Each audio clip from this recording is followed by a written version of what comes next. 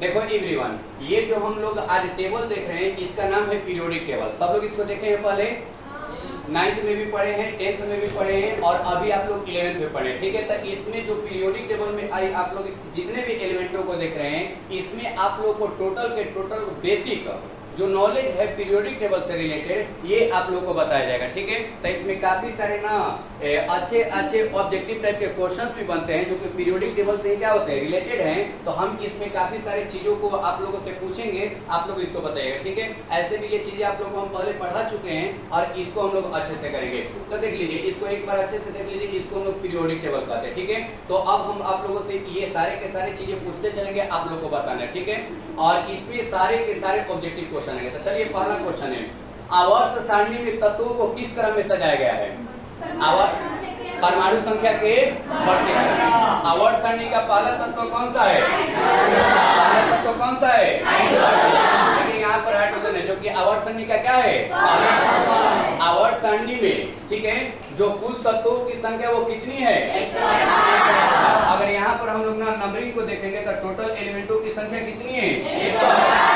Total एलिमेंटों की संख्या कितनी है? 100। ठीक है, उसी प्रकार से हम आप लोगों से पूछेंगे कि देखिए जो शुरुआती दौर था उसमें हम लोग का आवर्त सारणी था, क्या था, जो कि मेंडलीव उसका आविष्कार किए थे और उसमें काफी सारे कम एलिमेंट है। और आज के समय में जो ये टेबल बनाया गया है इसको भी हम लोग आवर्त सारणी ही कहते हैं, लेकिन इसका नया रूप होता है आधुनिक आवर्त सारणी। जो इस टाइम इस सारणी को हम लोग देखते हैं, इस सारणी को हम लोग क्या कहते हैं? आधुनिक आवर्त सारणी। इसको हम लोग मॉडर्न पीरियोडिक टेबल भी बोलते हैं। क्या बोलते हैं? हम आप लोगों से पूछेंगे। ठीक है, आवर्त सारणी का आविष्कार कौन किए थे? डामित्री मेंडलीव किए थे। ठीक है, और आधुनिक आवर्त सारणी का आविष्कार कौन किए थे? हेनरी मोसले। बहुत बढ़िया। अब आप लोग बताइए कि जो मेंडलीव का समय था उनके आवर्त सारणी में कुल तत्वों की संख्या कितनी थी? ठीक 63 था। और जो इस टाइम है, इस टाइम तत्वों की संख्या कितनी है? अगर हम ईस्वी के अनुसार देखें तो सन 1800 ईस्वी में हम लोग के कितने एलिमेंट थे? 30 या कितने एलिमेंट थे? फिर 1865 में कितना एलिमेंट हो गया? कितना हो गया? और यही हम लोग का समय मेंडलीव का था। किसका था? ठीक है, और इन दिस टाइम की अगर बात किया जाए तो कुल एलिमेंटों की संख्या कितनी है? 100।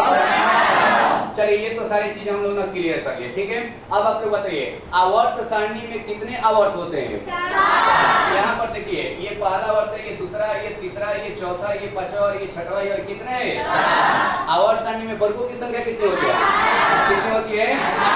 वर्गों की संख्या देखा जाए तो ये गिन लीजिए, 1 2 3 4 5 6 7 8 9 10 11 12 13 14 15 16 17 और कितने हैं? ठीक है, अगर आवर्त सारणी में अगर हम लोग ना उपवर्ग की बात करें तो उपवर्ग 2 होते हैं। कितने होते हैं?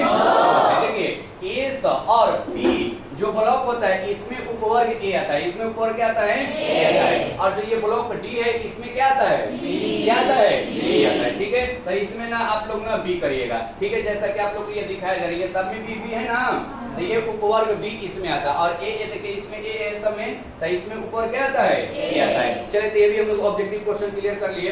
अब आप लोग को हम बताए थे कि ब्लॉक इसमें 4 होते हैं। कितने होते हैं? देखिए ये जो है ये एस ब्लॉक है। ये कौन सा ब्लॉक है? ठीक है, और यहाँ वर्ग 13 से लेके जो 18 तक ये पी ब्लॉक है। कौन सा ब्लॉक है? ठीक, और वर्ग 3 से लेके जो ये 12 तक ये कौन सा ब्लॉक है? कौन सा ब्लॉक है? कौन सा ब्लॉक है? ठीक है, और नीचे वाला जो आप लोग देख रहे हैं कि जो ये वर्ग परमाणु संख्या 57 से लेके कितना तक है? 71 तक है, ये होता है हम लोग का एफ ब्लॉक का तत्व। किसका होता है?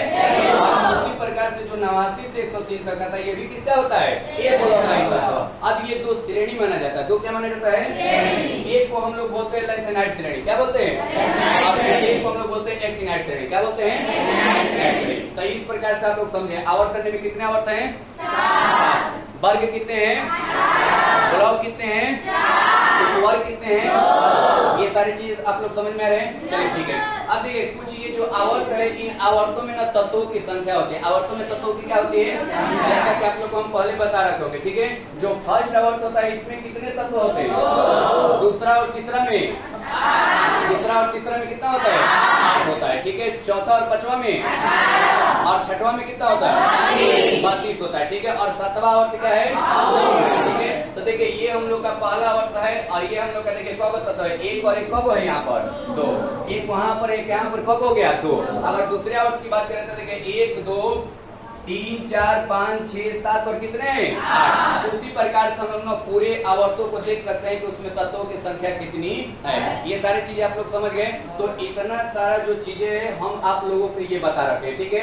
अगला जो लेक्चर होगा इसमें आप लोगों को जो जितना भी ये सारा चीजें दिया गया है उसमें आप लोगों को ट्रिक के माध्यम से ये पूरा पीरियोडिक टेबल क्या किया जाएगा, याद करवा दिया जाएगा। पूरा पीरियोडिक टेबल क्या किया जाएगा, याद कर जाएगा। ऐसे जनरली आप लोग को ना हम एक बार रिवीजन के तौर पे बता दे रहे हैं और आप लोग इसको शॉर्टकट में समझिएगा। जब हम लोग का टाइम मिलेगा तो ये सारे के सारे चीजों को हम लोग क्या करेंगे, फिर से पढ़ लेंगे, ठीक है। जैसे देखिए हम आप लोग को ना ट्रिक सिंपल सा बता रहे हैं। जैसे इसको याद करना होगा तो बोलिएगा हलीना ने किया रब से, जैसा कि आप लोग को पता होगा। अगर इसका ट्रिक बोलना होगा पूरा याद करने के लिए तो इसके लिए क्या बोलते हैं, बेटा मांगे कार स्कूटर बाप। और भी डिफरेंट तरह के ट्रिक होते हैं। ऐसे ट्रिकों को ना हम अगले लेक्चर में बताएंगे। कैसे बताएंगे, अगले लेक्चर में, ठीक है। तो इतना ही हम लोग वीडियो को एंड करते हैं और इसमें जो भी आप लोग को जानकारी मिली होगी इसको आप लोग याद रखिएगा, ठीक है। तो आज के लिए इतना ही, थैंक यू।